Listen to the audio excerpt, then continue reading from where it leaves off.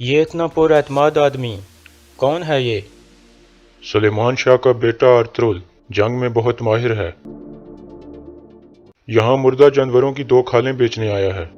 لیکن مجھے لگتا ہے کہ اس کی آنکھیں کسی اور چیز کی تلاش میں ہیں۔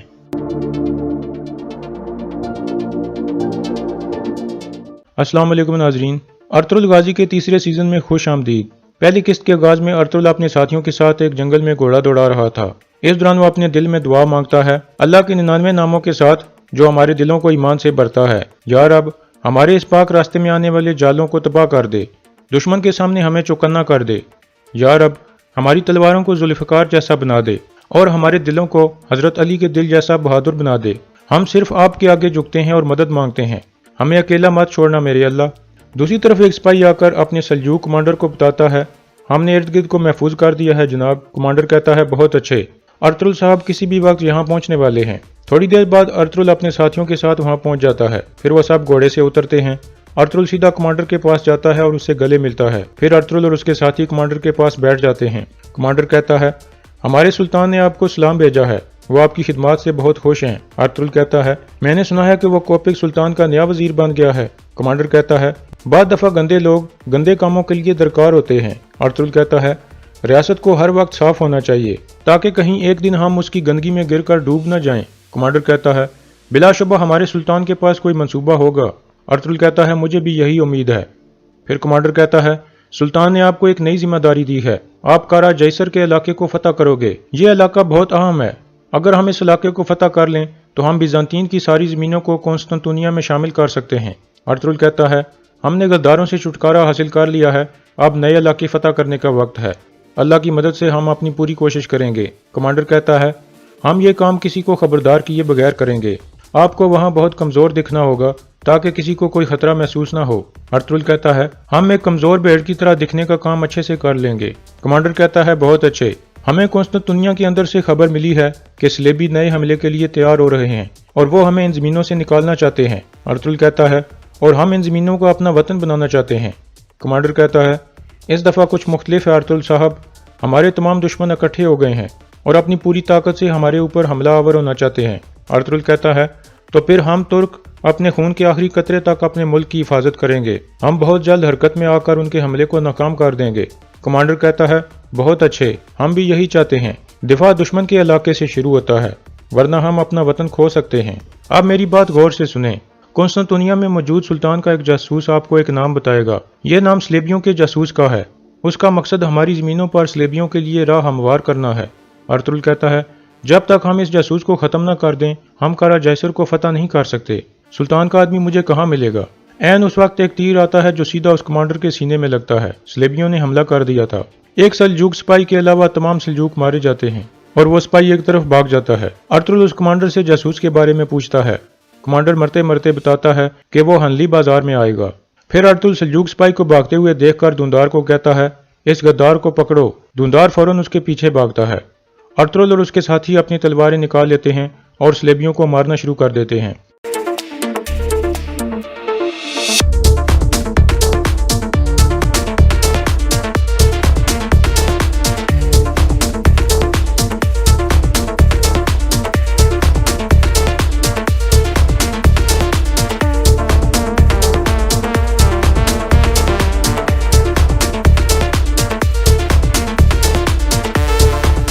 کچھ دیر کی لڑائی کے بعد تمام صلیبی مارے جاتے ہیں۔ دوسری طرف غدار سلجوق سپاہی بھاگ رہا تھا اور دوندار اس کا پیچھا کر رہا تھا۔ وہ سپاہی بھاگتے بھاگتے ایک آدمی کے پاس پہنچتا ہے اور اسے کہتا ہے، تمہارے آدمیوں نے حملہ کر دیا ہے۔ وہ آدمی کہتا ہے، وہ ہمارے لوگ نہیں ہیں، وہ بیوقوف ازنک صلیبی ہیں۔ پھر سلجوق سپاہی اسے بتاتا ہے کہ سلطان کا قسطنطنیہ والا جاسوس ہنلی بازار میں آئے گا اور وہ صلیبیوں کے ایک جاسوس کا نام بتائے گا۔ وہ آدمی پوچھتا ہے، کس کو بتائے گا؟ لیکن عین اس وقت دوندار تیر سے اس کا نشانہ بنا ڈالتا ہے اور وہ غدار سپاہی ادھر ہی گر کر مار جاتا ہے، لیکن دوسرا آدمی بھاگنے میں کامیاب ہو جاتا ہے۔ دوندار واپس آ کر ارطغرل کو بتاتا ہے کہ اس غدار سپاہی نے ایک برقع پوش شخص کو سب کچھ بتا دیا ہے۔ ارطغرل پوچھتا ہے، کیا اس نے ہمارے نام بھی بتا دیے ہیں؟ دوندار ہنستے ہوئے کہتا ہے، اس کی زبان بند ہو گئی تھی جب میرا تیر اس کی گردن کے آر پار ہو گیا۔ ارطغرل بھی ہنسنے لگتا ہے اور کہتا ہے، بہت اچھے، تم نے ہمیں ایک بڑی مصیبت سے بچا لیا۔ ترگت کہتا ہے، ہمارے 2 الگ دشمن ہیں، پہلا وہ جس کو دیکھا جا سکتا ہے اور دوسرے نہ دکھائی دینے والے حرام زادے۔ अर्तुल कहता है, हमारी जंग अभी एक मुख्तलिफ मरहले पर है, हमें हर वक्त चौकन्ना रहना होगा। इस पाक रास्ते पर फतह हासिल करने के लिए हम उनके लिए अपने नए जाल बनाएंगे। पहले हम इन शहीदों को दफना लें, फिर हम हनली बाजार में जाएंगे। दूसरी तरफ कबीले में हकीम अर्तुक हकीम की नई जिम्मेदारी दरवेश को सौंप देता है। दरवेश कहता है, इंशाअल्लाह मैं लोगों के दर्द की दवा बनूंगा। आयमा खातून उसे मुबारकबाद देती हैं। इतने में अर्तुल का बेटा गुंदुज वहां से भाग जाता है, जो अभी बड़ा हो चुका था। आयमा खातून एक सिपाही को उसके पीछे भेजती हैं ताकि वो उसका ख्याल रखे। गुंदुज एक झूले पर चढ़ता है और फिर गिर जाता है। इतने में हलीमा भी वहां आ जाती है और उसे दिलासा देती है। इतने में हायमा खातून भी वहां आ जाती हैं और कहती हैं, लड़के इस तरह के तजर्बात से गुजर कर बड़े होते हैं बेटी, अगर तुम ऐसे ही इसको गले लगाकर दिलासे देती रहोगी तो तुम इसे एक बहादुर आदमी की बजाय एक बुज़दिल आदमी को परवान चढ़ाओगी।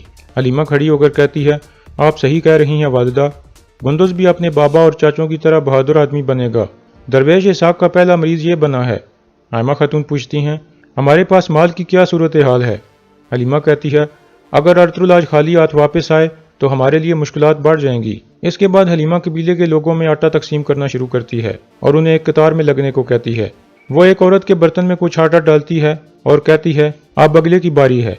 ये सुनकर वो औरत कहती है, इतने थोड़े आटे से हम कैसे गुजारा करेंगे? हलीमा कहती है, थोड़ा सब्र करो बाजी। फिर एक और औरत बोल पड़ती है और कहती है, और हम कितना सब्र करें? कितने महीनों से हम सब्र कर रहे हैं, लेकिन अभी भी हमें एक बर्तन में आटा मिल रहा है। हमारे जानवर ज़ाया हो गए हैं और पहाड़ों में शिकार के लिए कुछ भी नहीं है, हम भूखे हो गए हैं। इसके बाद बाकी सब लोग भी शोर मचा देते हैं और कहते हैं, हम कहाँ से अपनी रोटी तलाश करें? कुछ देर सुनने के बाद हलीमा आगे आती है और कहती है, अर्तुल ने आपसे ये वादा नहीं किया था कि आपको कांटों के बगैर फूल दिए जाएंगे। उन्होंने कहा था कि हमारा रास्ता मुश्किल है, अब तुम लोगों को क्या हो गया है? फिर बानो जुजी गुस्से से बोल पड़ती है और कहती है, ये अर्तुल साहब का ही रास्ता है जिसकी वजह से हम इस सूरत हाल में हैं। अब मुझे बताओ, कौन सा शख्स है जिसने भूखा रहने के लिए कबीला छोड़ा था? हलीमा कहती है, दवान अल्प ने बगैर किसी हिचकिचाहट के अर्तुल के लिए अपनी जान दे दी और तुम यहाँ इस तरह की बातें कर रही हो। अपनी हद में रहो बानो जिजिक, हमारे पास यही माल बचा है। तुम चीज़ों को ऐसे मत बढ़ाओ ताकि हम सुकून से खा सकें। जिनको एतराज़ है वो जा सकते हैं। फिर बानो जिजिक वहाँ से चली जाती है और हलीमा दोबारा लोगों को आटा बांटने लगती है। इसके बाद हनली बाजार का मंजर सामने आता है। इस बाजार में बहुत से गंदे धंधे भी होते थे। अर्तुल और उसके साथी भी इस बाजार में पहुंच जाते हैं ताकि सुल्तान के जासूस से मिल सकें। धुंधार पूछता है, इस बाजार में आप सुल्तान के जासूस को कैसे तलाश करेंगे?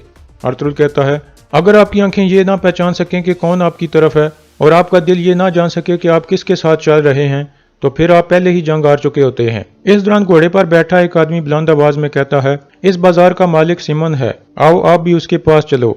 वहाँ बहुत उम्दा घरेलू चीजें हैं और बहुत लजीज खाने हैं जो आपका इंतजार कर रहे हैं। अर्तुल भी कुछ देर उसका जायजा लेता है और फिर एक तरफ बढ़ जाता है। दूसरी तरफ सलेबियों का वो अहम जासूस मौजूद था। ये सुनकर वो शदीद गुस्से में आ जाता है कि उसकी शनाख्त अब राज नहीं रही। उसका नाम सिमन था और यही अनली बाजार का भी मालिक था। सिमन कहता है, ये लाजमी हमारे उस्ताद आजम के आदमियों की गलती है, उनको इसकी कीमत चुकानी पड़ेगी। मैं ये मसला जल्द से जल्द बड़ी कौंसिल में लेकर जाऊंगा। दूसरा आदमी पूछता है, अब हम क्या करेंगे जनाब सिमन? सिमन कहता है, हम कुंस्तांतिनिया में सुल्तान अलाउद्दीन के जासूस को पकड़ने की हर मुमकिन कोशिश करेंगे। आदमी कहता है, बाजार आज खुला है, वहाँ हजारों आदमी होंगे, हम उसको कैसे पहचानेंगे? सिमन कहता है, सुल्तान का जासूस कोई आम आदमी नहीं होगा, उसने अपना बेस किसी काबिल एतबार आदमी की तौर पर बदला होगा। उसका सबसे बेहतरीन काम घुड़सवारी होगा। सिमन का आदमी कहता है, आपकी अक्ल खौफजदा करने वाली है जनाब सिमन। ये सुनकर सिमन मुस्कुराने लगता है। फिर वो कुर्सी पर बैठकर कहता है, बाजार की तरफ जाने वाले रास्ते पर एक जाल बिछाओ और उस रास्ते पर आने वाले घुड़सवार को अपने पंजे में दबोच लो। दूसरी तरफ अर्तुल और उसके साथी बाजार में मौजूद थे। काफी सारे लोग एक जगह इकट्ठे हुए थे। फिर वो घोड़ों से नीचे उतर आते हैं। थोड़ी देर बाद उस बाजार का मालिक सिमन निकलकर बाहर आता है, जो दरअसल सलेबियों का अहम जासूस था। वो एक स्टेज पर खड़ा होकर सबसे मुखातिब होकर कहता है, हमने लंबी सर्दियां गुजार ली हैं, हमारी जेबें सोने के लिए भूखी हैं। हमारा बाजार और मेहमान खाना आपकी खिदमत के लिए है, लेकिन यकीनन आपके पास बेचने के लिए चीजें होनी चाहिए या फिर आपके पास चीजें खरीदने के लिए सोना होना चाहिए। ये सारी बातें अर्तुल भी गौर से सुन रहा था। फिर सिमन कहता है, यहाँ पर आपको कुंस्तांतिनिया से लेकर चीन तक महंगी से महंगी चीजें मिलेंगी। ये बाजार सिमन का बाजार है। इसके बाद वहाँ मौजूद लोग सिमन जिंदाबाद के नारे लगाने लगते हैं। फिर सिमन कहता है, मेरी बहन मारिया ने आप सब के लिए एक बहुत बड़ी दावत का इंतजाम किया है, आप सब इसमें शमूलियत करें। इतने में अर्तुल के पास दो आदमी आते हैं। एक आदमी कहता है, काई कबीले के अर्तुल साहब, तो आप बाजारों में जाते हैं? अर्तुल कहता है, जावेदार कबीले से औराल साहब, मैंने सुना है कि बाजारों में बहादुर आदमी देखने को मिलते हैं, इसलिए हम यहाँ आए हैं। औराल कहता है, क्या आप सिर्फ ये जानवरों की खालें बेचने यहाँ आए हो? इस बाजार की दुनिया को समझने की कोशिश करो अर्तुल साहब। लोग यहाँ टनों के हिसाब से चीजें लेकर आते हैं, चीन से लेकर हिंदुस्तान तक, और आप यहाँ 2 मुर्दा जानवरों की खालें बेचने आए हो। इस आदमी की तरफ देखो, ये हर रोज इतनी दौलत कमाता है जिसका आप अंदाजा भी नहीं कर सकते। जानते हो क्यों? क्योंकि ये आदमी अपना दिमाग तलवार की बजाय काम पर लगाता है। लेकिन मोहतात रहना, ये खालें मुफ्त में ही ना बेच देना और कबीले में खाली हाथ वापस मत जाना। अर्तुल कहता है, औराल साहब, मैंने बहुत से ऐसे आदमी देखे हैं जो मेरी तलवार के नीचे अपना सारा सोना देने के लिए भी तैयार थे, लेकिन मैंने आज तक ऐसा बहादुर नहीं देखा जो सोने के बदले अपनी तलवार दे दे। औराल कहता है, इन लोगों को देखो, ये तलवारों और जंगों के पीछे नहीं भाग रहे। अब मैं चलता हूँ, लेकिन जो मैंने कहा है वो मत भूलना और मोहतात रहना। ये कहकर औराल चला जाता है। दूसरी तरफ सिमन के आदमी एक जगह गात लगाकर बैठे थे ताकि सुल्तान के जासूस को पकड़ सकें। सिमन ने उन्हें बताया था कि वो जासूस स्लेबियों के बेस में होगा, इसलिए जब एक घुड़सवार स्लेबियों के बेस में वहां से गुजरता है तो वो उसे गिरा लेते हैं और गिरफ्तार कर लेते हैं। सिमन का आदमी कहता है, इसके हाथ और मुंह अच्छी तरह बांध दो, हमें ये जिंदा चाहिए। दूसरी तरफ बाजार में धुंधार एक जगह पहुंचकर कहता है, खालें बेचने के लिए ये जगह मुझे अच्छी लग रही है। अर्तुल बामसी को कहता है, खालें यहाँ पर लगा दो। फिर अर्तुल कहता है, मैं इर्द गिर्द का जायजा लेने जा रहा हूँ, तुर्गो तुम गंदम बेचने वाले ताजरों को ढूंढो और धुंधार ये जगह अब तुम्हारे हवाले है।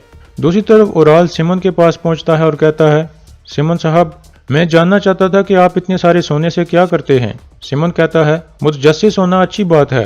फिर सिमन खड़े होते हुए कहता है, मेरे पास आपके लिए एक अच्छी खबर है। कोनिया के एक ताजिर ने मुझे बताया है कि सादुद्दीन कोपिक सुल्तान का नया वजीर बन गया है। औराल मुस्कुराते हुए कहता है, इसका मतलब है अब पीछे मेरा एक सहारा पैदा हो गया है। सिमन कहता है, कोनिया से आने वाली चीजों के जिम्मेदार अब तुम होगे और काफी ज्यादा कमाओगे। औराल कहता है, अगर तुमने कुछ गलत ना किया तो तुम भी कमाओगे। इतने में सिमन अर्तुल को देखकर कहता है, ये इतना पुरएतमाद आदमी कौन है ये? सुलेमान शाह का बेटा अर्तुल जंग में बहुत माहिर है। यहाँ मुर्दा जानवरों की 2 खालें बेचने आया है। लेकिन मुझे लगता है कि इसकी आंखें किसी और चीज की तलाश में हैं।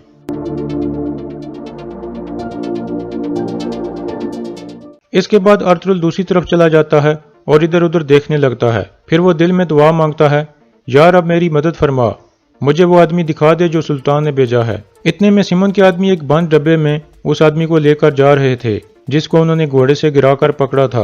वो आदमी अंदर से अर्तुल को देख लेता है, लेकिन वो बोल नहीं सकता था क्योंकि उसका मुंह बंधा हुआ था। अर्तुल भी गौर से डब्बे की तरफ देखता है। इतने में सिमन के आदमी डब्बा लेकर उसके करीब से गुजर जाते हैं और यहाँ इस किस्त का इख्तिताम हो जाता है।